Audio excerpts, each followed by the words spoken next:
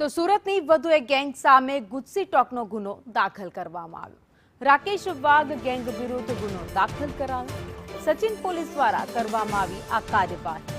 Gang વિરુદ્ધ લૂંટના અનેક ગંભીર ગુના નોંધાયેલા છે। સચિન વિસ્તારમાં થોડા દિવસ પહેલા જ લૂંટ ચલાવી હતી। ગુનાખોરી ડામવા પોલીસ એક્શન મોડમાં આવી ગઈ છે।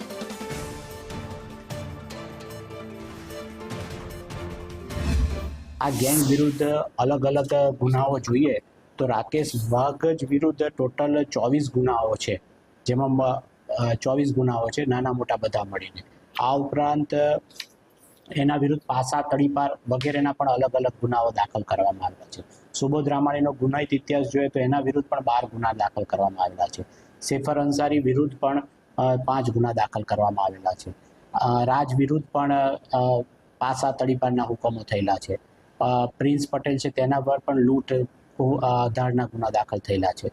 આનંદ પાટીલના પણ લૂંટ ધાડના ગુના છે। કાર્યવાહી કરતા હોય એટલે ગુજરાત સરકારના કડક કાયદા હેઠળ સુરત શહેર પોલીસે ગુજસી ટોકની આ કાર્યવાહી કરી છે અને આના દ્વારા ગુનેગારોને સખત નસીહત થાય એ પ્રમાણેની કાર્યવાહી હાથ